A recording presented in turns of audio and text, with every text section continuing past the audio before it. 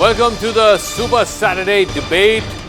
I'm Zakir Jacob. The Israel-Palestine conflict has flared up yet again after a surprise attack by the Hamas on the state of Israel. Hundreds of Hamas militants have infiltrated into Israel in SUVs, motorcycles, and paragliders. They've opened fire on civilians as well as other infrastructure. At least 100 people have been killed and over 800 have been wounded as Hamas has bombarded Israel with over 5,000 rockets in the space of just under half an hour. Israeli Prime Minister Benjamin Netanyahu has declared a state of war. He's also said that Hamas will pay an unacceptable and unpredictable price for the attack. In the retaliatory attack, at least 198 people have been killed and over 1,000 wounded in Gaza Strip alone. The world has condemned the attack and urged the Palestinians and the Israelis to exercise restraint.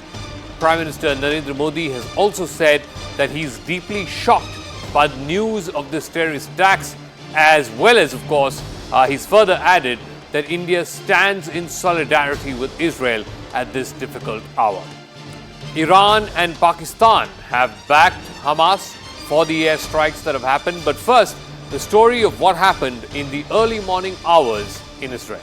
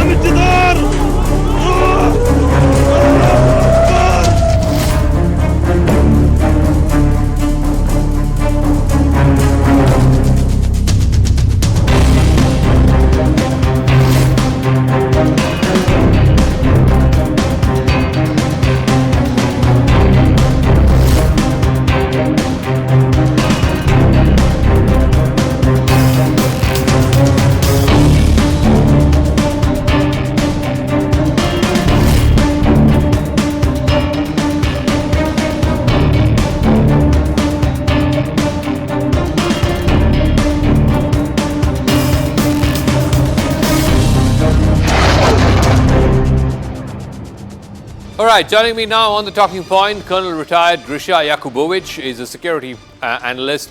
Anat Bernstein-Reich is the president of the Israel-Asia Chamber of Commerce. We're also joined by Benny Binyamin, who's the former IDF and veteran of the Israeli Armed Forces. Ashok Sajanhar, former diplomat, joining us. Colonel Grisha, let me start with you first.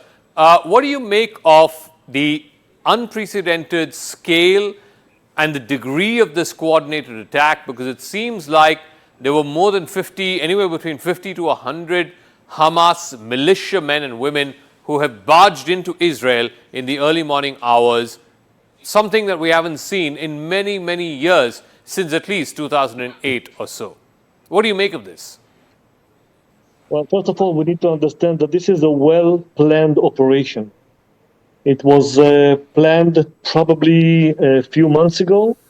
And if we go a little bit back, last month, September 1st, I think, if I'm not wrong, the Ministry of Foreign Affairs, the Iranian one, visited Lebanon. And he met some Hezbollah officials, Hamas officials, the Syrian Islamic Jihad officials, and I think it was the last coordination, meaning that Iran are behind this terrible, terrible attack. Hamas started to launch the rockets 6:30 in the morning. They actually woke me because I live close to Gaza. And I think that until now, they launched more than 3,000 rockets into Israel. And more than 200 terrorists penetrated through the fence into Israel. And from the numbers that I know until now, okay, it's not official. We need to understand it. There are more than 100 Israelis that were killed. Way more, I believe. I think that we are going to be surprised from the terrible numbers. 800 were injured, and the numbers are still growing. There are two events or two hostage events that are still going on, one in Kibbutz Be'eri, one in a town close to Gaza called Ofakim, and still Hamas terrorists in some kibbutzim, moshavim, settlements around the Gaza envelope that are engaging with special Israeli forces. Okay. It will take time. And I would say it again to the people who need the clarification, the operational one. It takes time, between 24 to 48 hours to stabilize it. Bernstein-Reich, what may be the response of Israel? The Israeli Prime Minister Benjamin Netanyahu has already said that Israel is at war. The point is, there has been this recent rapprochement between Israel and Saudi Arabia, brokered by the United States. Do you feel like what has happened today is a spanner in the works? It's throwing a spoke in the wheels, if you will, of this rapprochement between Israel and Saudi Arabia. I will be I don't think very. Let me ask Anat Bernstein-Reich, please. Thank you. Sorry. I don't think that it will jeopardize the new established relations with Saudi. Of course, that's what the Palestinians are aiming for. And I think that the Saudi by now realized that the relations with Israel and a stronger relations with US will benefit them more. So I don't think that's the issue. And you were asking, what will Israel do? Israel do what Israel knows to do. Israel will get into attack from air, from land, from whatever it takes to fight Hamas. And the sounds, the voices that we hear in Israel, people are saying once and for all, in a sense that we are attacking from time to time Hamas, but this today was something that we haven't seen before. And the government is going to act very, very strongly against Hamas. Hamas knew that. I mean, Hamas, I'm sure that they knew that we will not keep silent. And let's see on the following days, people are called for reserve. Thousands of people were called to serve in the army. Okay. And we are going to take a big attack. Let me ask Benny Binyamin. This is one of the holiest days, the holidays leading up to Yom Kippur. Many are saying it's reminiscent of what happened 50 years ago in 1973.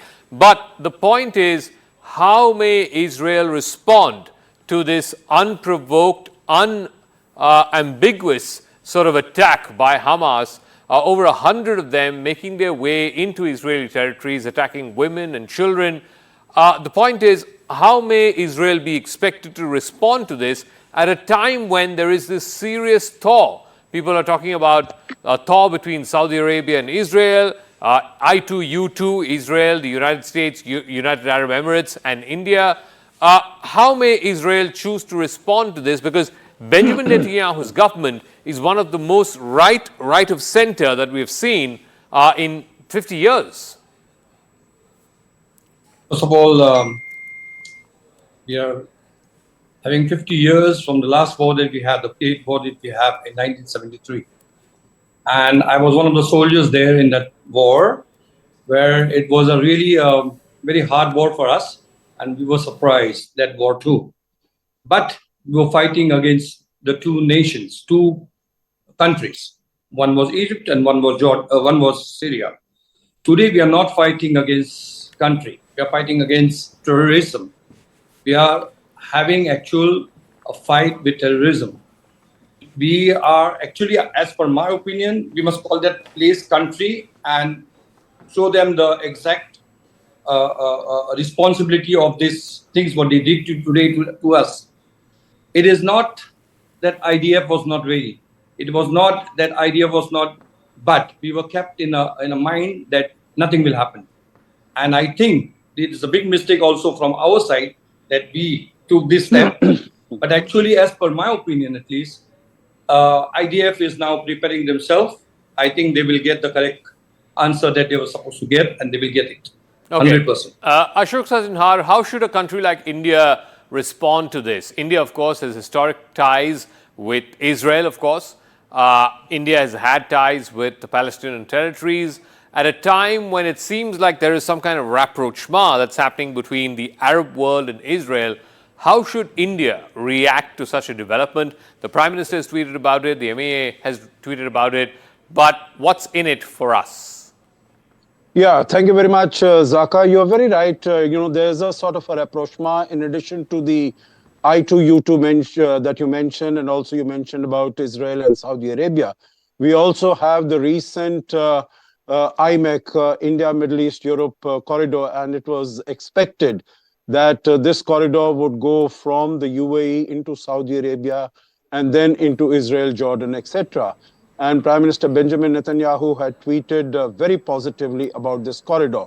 So that was another indication that things, as far as relations between Israel and Saudi Arabia, they are on the right track. Now, as far as this is concerned, you are right that, India has had very strong traditional historical relations with the Palestine and also with Israel. But I think here we need to see, as far as Hamas is concerned and the Palestinian Authority is concerned, there is not a love lost between the two of them. This is an attack by the Hamas. This is a terrorist attack. What has really surprised me, Zaka, is the fact that both on land and air, the Israeli territory was so exposed that, in the early hours of the morning, 100 of the Palestinians in SUVs and motorcycles could come in, could barge in and, create so much of havoc and create so much of terror. So I think India has been very clear in its statement, in its articulation, that we look upon this as a terrorist attack. We do not look upon this as a Palestine-Israeli war as such. And, we will condemn terrorism anywhere and everywhere. And we have said that there should be zero tolerance as far as terrorism is concerned. And this was unprovoked. It was not as if something, Israel has been doing over the last few days or weeks, and this was a response. This has been a totally unprovoked attack. So in that context, Prime Minister Modi has sent out this tweet and expressed solidarity with Israel for the losses that it has suffered. And of course, Israel, as was to be expected, it has not minced any words in saying that, we are going into a special military operation or this and that. They have been very, very clear that this is war, and they will exact, the strongest, highest revenge as far as the Hamas is concerned. All right. Zaka. Colonel Grisha, it also raises some questions about the intelligence failure. If over 100 Hamas militiamen and women can enter Israel through the southern borders without being detected and can carry out the kind of mayhem that we've seen over the last 24 hours, it does raise some serious questions about Israeli intelligence, about its counter-influence operations when it comes to countering some of these infiltrations, if you will. But that is being drawn into serious question because of what we've seen over the last 12 hours or so. Well, yes, I agree. This is a terrible failure, but let's put it aside, okay? This is not the time to discuss this failure, and there's no question that this is a failure. We are talking about an enemy that it's not, and it was mentioned here earlier, it's not a war between two states, two countries. It's a war between a Western democracy to a terror organization. And I think that you already saw the videos, you saw the pictures. 200 terrorists entered to cities inside Israel in the middle of our holiest holiday. It's called Shmini Atzeret, okay? That everybody was supposed to go and to pray. This is the last day in Judaism to ask for forgiveness from God. And they used it with deceptions. They spat in the face of the mediators, Egypt and Qatar. And I think that it's about time that the international community, all the international community, will stand with Israel and stop all funds to Gaza and will demand to an immediate release of all the people that were kidnapped into Gaza. You need to understand, kids and women and old women were kidnapped into Gaza by a terror organization. This is the reality on the ground. I know that the pictures that you will be seeing tomorrow and the day after will be some unfortunate problems or poor pictures from Gaza. But the reality is that a terrible, horrible terror organization attacked our people in the middle of our holiest holiday. Okay. And we need to remember that. Let me ask Anat Bernstein. Let me ask Anat Bernstein. You know, the point is that Israel is expected to respond to this in measure for measure. But, you know, what may particularly mean, I'm curious to know, this whole rapprochement that's happening between the Jewish state and the rest of the Arab world, would that now come to a screeching halt because of what we've seen and because of the compulsions that Israel has? It has to retaliate. It has to be seen as retaliating. And this, for Mr. Netanyahu's government, the most right of center government we've seen in Israel in the last 50 years, they have to be seen as acting and acting decisively. So in a sense, they don't have an option. They have to go back and counterattack Hamas and the Gaza Strip for what has happened in Israel over the last 12 hours. It has nothing to do to the government. Let me ask Anat Bernstein, please. Thank you. Anat. I'll tell you. It's not that they need to be seen. I disagree with you about the way you present it. We need to do it. I mean, we cannot sit idle and wait for the next attack and the next missiles and stay in the safe room. And I'm talking to you from my safe room. We are expecting additional attack in the next few hours. So I'm ready and my shelter is locked. So Israel needs to attack, needs to solve this problem. We cannot let Hamas get through after such behavior and for whatever they're doing in the past so many years. So people say enough is enough. And I don't think that it should jeopardize our relations and the Abraham Accords or the upcoming relations with Saudi and the rest of the Gulf countries. And I think that they understand that. Okay. So this is. Let me ask Benny Binyamin, what may this mean for the Abraham Accords? It was the United States that brokered this sort of peace agreement, if you will, between the Arab world and Israel.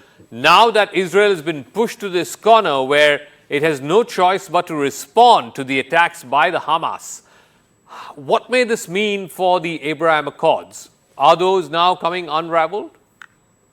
First of all, the interest is both sides, not only Israel.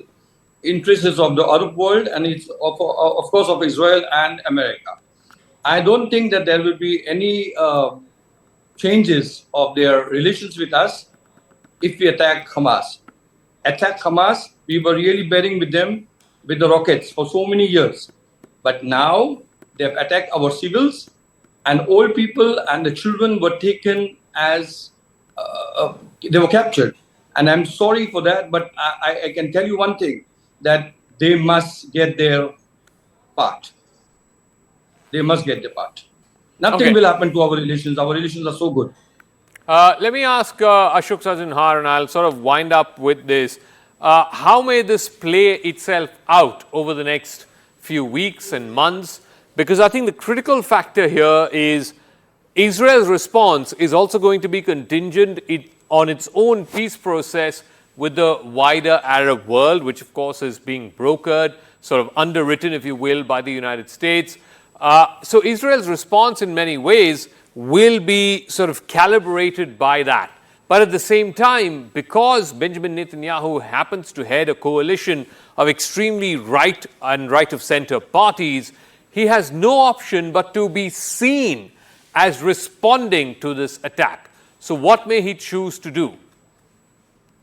No, you're very right, Zaka, when you say, and all your other panelists have also said that this is going to be a very forceful attack. And, I think the words that Benjamin Netanyahu has spoken, that this is going to be something unprecedented, something that the Hamas has not experienced earlier. And I think all that is going to be translated into action. I don't think that his actions are going to be in any way moderated for the foreseeable future, for the next few days, by any thought of how the peace process, etc., is going to proceed. Because for him, it is very important, for Israel, it is very important to send out this clear and loud message that you cannot get away with an action like against Israel. That having been said, I would tend to suggest that there is going to be a short hiccup in terms of relations between Israel and some of the West Asian countries, because I think optics are important for those countries. They cannot be seen to be, maintaining business as usual with Israel when there is such pulverizing attacks by Israel on the Hamas.